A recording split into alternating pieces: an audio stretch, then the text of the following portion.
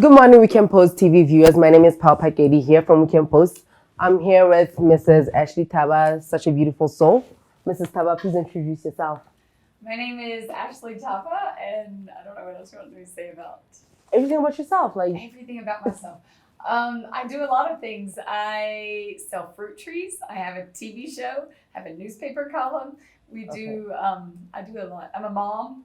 all right. Beautiful. So today is Valentine's Day, Mrs. Ashley. I'm trying to understand what is it that you understand about Valentine's Day, and do you celebrate it? Not really. I think like for me and my husband, we really are just in love. So like every day is a day to celebrate. Like I don't need a calendar that says today is the day that you must celebrate. I mean, if he wants to take me out for dinner or buy me something, I'll take it. But if he doesn't, it's not gonna like. I won't lose any stress or any Right. sleepover. And again, when you have kids, it becomes harder because I've got to find somebody to babysit the kids, and it's easier just to be at home sometimes than to go celebrate. Overboard. Okay. So what's Valentine's Day's general value to citizens? Well, again, because it's not something that means a lot to me in Right, general. right. Love is something to be celebrated, and I have great feelings about that. But Right. as far as the February 14th 14th. being a day that we have to celebrate, it doesn't really. I find that when we put things on a calendar and say this is the day you have to celebrate your love, it puts a lot of pressure on people, and then it ends up disappointing people because they build up these things like a romantic movie or something, and then when it's not that, it causes disappointments in relationships. So my husband and I just Do like it I on a said, date. yeah, we just believe every day when you feel love, you show it. You buy cards, you buy gifts, you talk to each other, you call each other, you write each other texts, like all the time. Okay. So I get your perspective, but how can you use this day, because a lot of people believe it's that specific day for love. How can we use it to promote family values? Well, again, a family values would not be able to be promoted on one day of the 365. Right. You could maybe say, I'm going to give you a coupon that I'm going to start spending time with you every day. Or maybe if we're going to say, how can you use Valentine's Day to be able to answer your question? So Valentine's Day is one day. You cannot promote family values in a single In day. a single day. That would have to be something that you do on a daily basis. So perhaps a practical idea would maybe be my kids and even my husband and I, we do coupons a lot. Okay. So like this coupon is good for 30 minutes of my time. It doesn't matter how busy I am. You Right. give me a coupon, I stop what I'm doing. Or this coupon is good for one free Saturday where we turn the phones off, we spend time as a family. All right. So maybe in order to celebrate love on a day of Valentine's, instead of giving a chocolate or a dinner out, give things that will promote the family values. Okay.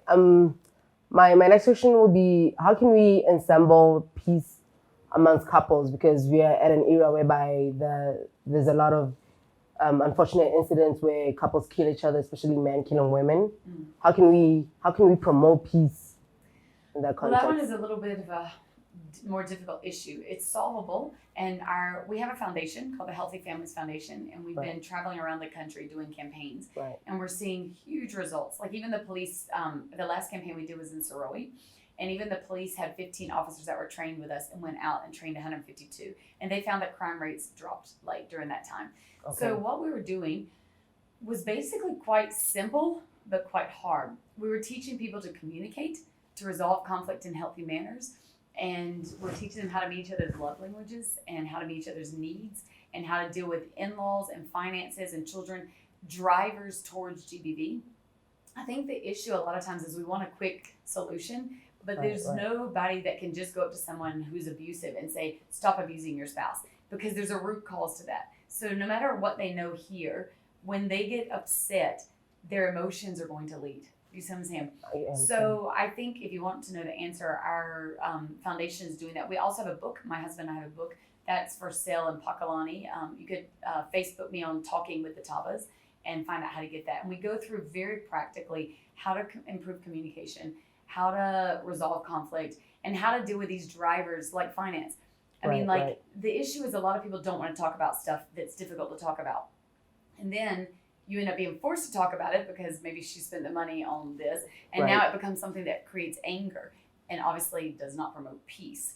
Okay. So if we could encourage people to discuss things before, like in a like a proactive way instead of a reactive way. Do you see what I'm saying? I understand. But I think sometimes we we as a society, we promote this sense of like, no, don't complain, or let's avoid conflict. I mean, even just going to a store. Like I saw a post yesterday on Facebook on a page where people make comments about consumer things. Right. And somebody said, it's not our culture to complain. People should just keep quiet if they have a problem with these potatoes, or something like that. There's a big thing right now about potatoes, Right. And then somebody said, why is it that in our culture, if you express what you want, like as a paying customer, then you're deemed a complainer or you're deemed a problem. This problem, why don't you just keep quiet, And then we see that in our relationships. Like someone feels like they're being negative or complaining to say, it hurts me when you do this, or, I don't want you to do this, or it's disappointing to me when you,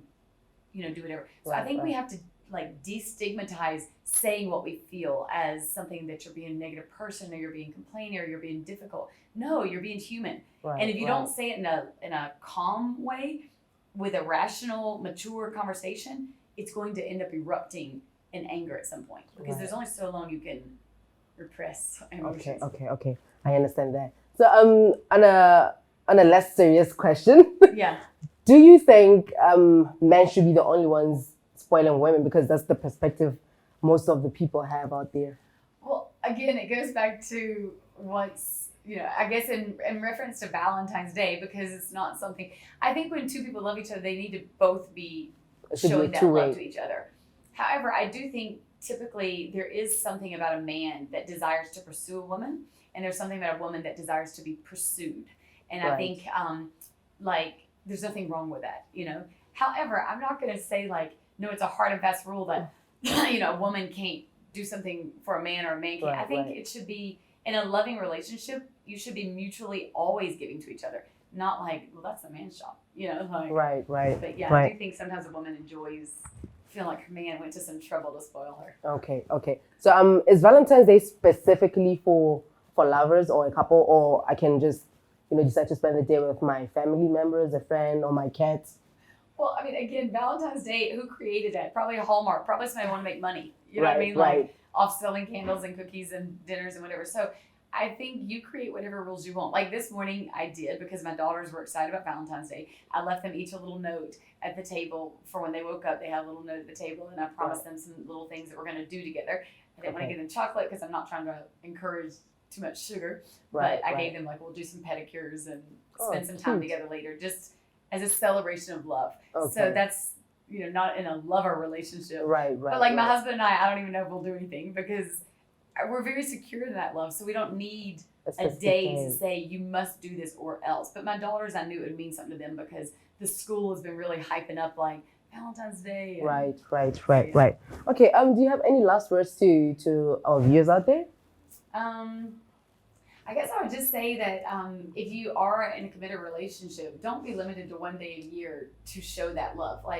Be free every day to celebrate your love. And I think to those who are trying to work on the relationship, we do have that book available, like I said, at our office. But even if you don't get the book, maybe take today as a day to say, in celebration of Valentine's Day and our love, let's make a commitment to start talking about issues so that we don't have some of the gender-based violence and other issues that we have that are stemming from couples not really dealing with real issues and real things. So, I don't know, do you have any other questions you want to ask me? No, ma'am.